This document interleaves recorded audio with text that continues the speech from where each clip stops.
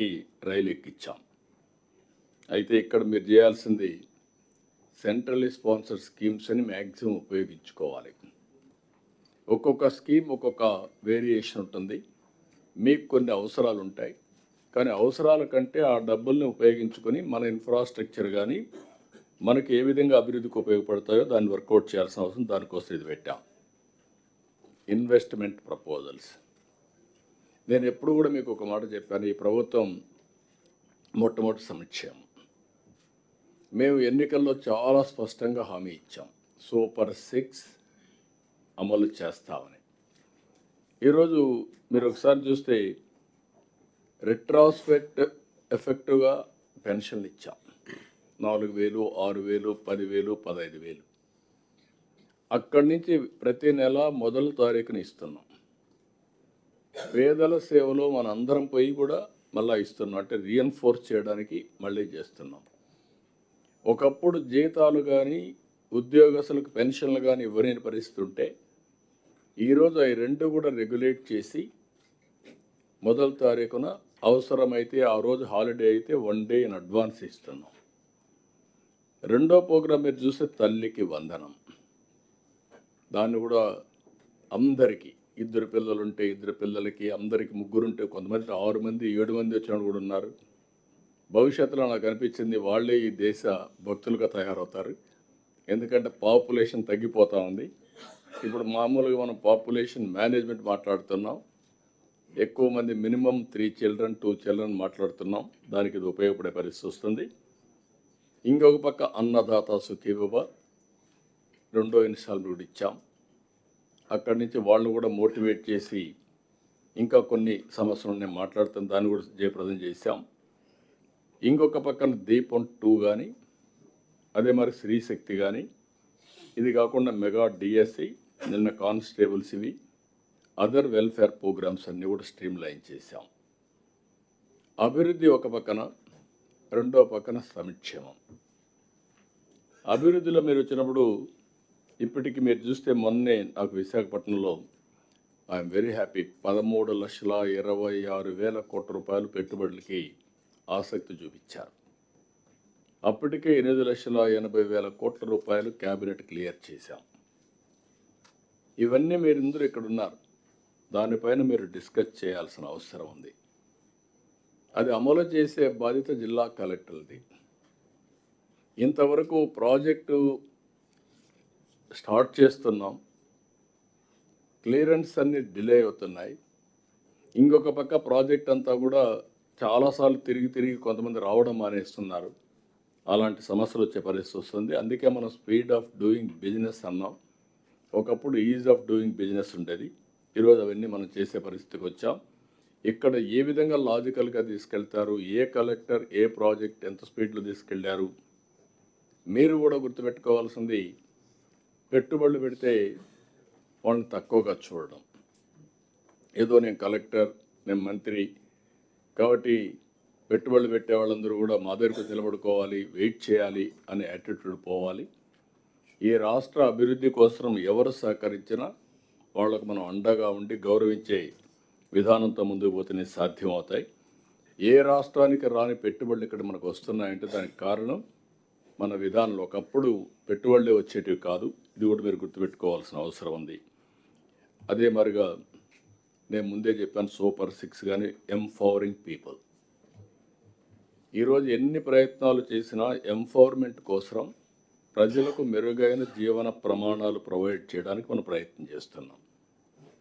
Different people different problems ఉన్నాయి. అందుకే అందరికీ యూనిఫామ్గా సూపర్ 6 తీసుకొచ్చాం. ఎస్సీస్ ఉన్నారు, ఎస్టీస్ ఉన్నారు, బీసీస్ ఉన్నారు, ఈడబ్ల్యూఎస్ ఉన్నారు, మైనారిటీస్ ఉన్నారు. వీళ్ళందరినీ ఏ విధంగా మనం ఎంపవర్ చేయాలనో దాన్ని ఒక సిస్టమేటిక్గా మనం ఎంపవర్ చేయడం కోసం ముందుకు పోవాల్సిన అవసరం ఉంది. అందుకే ఈ సబ్జెక్ట్ మీద ఫోకస్ పెట్టాం. ఇంకొక పక్క సర్ఫ్ ఉంది, one of the best organisation, అందరూ గుర్తుపెట్టుకోవాలి. 30 సంవత్సరాల కంటే ముందు ప్రారంభించిన వ్యవస్థ ఈరోజు సింగిల్ హైరార్కీ తీసుకొస్తున్న అర్బన్, మెప్మా, డాక్రా రెండు కూడా దీన్ని లాజికల్గా తీసుకుపోయే బాధ్యత మనం తీసుకోవాల్సిన అవసరం ఉంది. ఆ విషయాలు కూడా మనం మాట్లాడదాం. ఇంకొక పక్క ఉమెన్ అండ్ చైల్డ్ డెవలప్మెంట్ కానీ ఇవన్నీ వెల్ఫేర్, మైనారిటీ వెల్ఫేర్ కానీ, ఇంకొక పక్క హౌసెస్, అదే మరి కనీస అవసరాలు ప్రతి ఒక్క ఇంటికి ఏం కావాలనో అవి కూడా మనం డిస్కస్ చేస్తున్నాం. దాని మీద మీరు ఫోకస్ పెట్టాల్సిన అవసరం, దాన్ని డిస్కస్ చేద్దాం. P4 కూడా వినూత్నమైన కార్యక్రమం. ఈరోజు P3 ఉంది, నవ్ వీఆర్ గోయింగ్ P4. ఇక్కడ ఒక విషయం మీకు చెప్పాలి, ఈ సమస్య వచ్చింది కాబట్టి ఇక్కడ ఉండే వాళ్ళందరూ కూడా రాష్ట్రంలో ఉండే ప్రజలు అర్థం చేసుకోవాల్సిన అవసరం ఉంది, అడ్మినిస్ట్రేషన్ అర్థం చేసుకోవాల్సిన అవసరం ఉంది, మినిస్టర్స్ ప్రజాప్రతినిధులు అర్థం చేసుకోవాల్సిన అవసరం ఉంది, అదే మరిగా అపోజిషన్ పార్టీస్ కూడా అర్థం చేసుకోవాల్సిన అవసరం ఉంది. విధానాలు ఎప్పుడు ఈ దేశానికి గుర్తింపు వచ్చింది? స్వాతంత్రం వచ్చింది 1947. ఎందుకు 91 వరకు ప్రపంచం మొత్తం మన దేశాన్ని గుర్తించలేదు? ఎక్కడికి పోయినా తక్కువగా చూసేవాళ్ళు, మీరేమి చేయలేరు, మీరు చేతగాని వాళ్ళు, మీరు పర్ఫార్మెన్స్ చేత కాదు అని చూసేవాళ్ళు. మొట్టమొదటిసారిగా ఆలోచన విధానం మారింది ఆర్థిక సంస్కరణలు వచ్చిన తర్వాత. అంతవరకు ప్రతి ఒక్కరూ మాట్లాడి సిద్ధాంతాలు మాట్లాడాం. సిద్ధాంతాలు మనుషులకు తిండి పెడదు, విలువలు కావాలి. విలువలు వేరే, సిద్ధాంతాలు వేరే.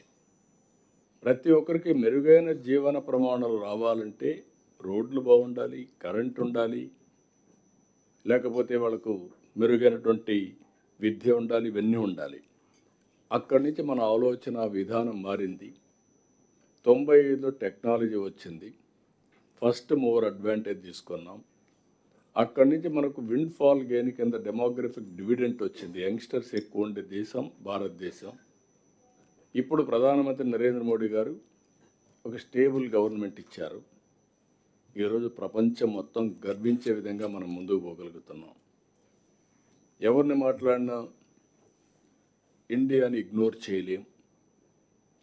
ఎన్ని సంవత్సరాలు ఇవన్నీ? 75 సంవత్సరాల్లో 50 సంవత్సరాలు గడిచిపోయినాయి. లాస్ట్ 25 ఇయర్స్లో ఈ ఫాస్ట్ ట్రాక్లో వెళ్ళాం. ఆర్థిక సంస్కరణల ఉద్దేశం ఏంటి? Competitive economy. ఏ పని చేసినా సమర్థవంతంగా పనిచేయడం కోసం ఒకప్పుడు పవర్ ప్రాజెక్ట్స్ అన్ని గవర్నమెంట్లే చేసేవాళ్ళం, అసలు కరెంట్ ఉండేది కాదు. మీరు గుర్తుపెట్టుకోవాలి. ఒకప్పుడు ఇంజనీరింగ్ కాలేజెస్ ఏదో 5ో 10ో గవర్నమెంట్లో ఉండేటివి. ఈరోజు ప్రపంచం మొత్తం highest per capita income Telugu కమ్యూనిటీకి వచ్చిందంటే నాలెడ్జ్ ఎకానమీలో మన వాళ్ళు ముందున్నారు. ఆ నాలెడ్జ్ ఎకానమీకి బ్యాక్ బోన్ ఐటీ. ఆ ఐటీ స్టార్ట్ చేసింది 30 ఏళ్లకు మునుపు కాలేజీలు. ఆ కాలేజీలన్నీ కూడా అప్పుడు వచ్చిన కాలేజీలన్నీ ప్రైవేట్గానే ఇచ్చాం. అందరూ దేశం అంతా ఇచ్చారు, మనం ఇచ్చాం. దెర్ ఆర్ 3 మోడల్స్ ఇక్కడ: private, government, public private partnership. ఇప్పుడు రోడ్లు ఉన్నాయి. రోడ్లు ఏంటి?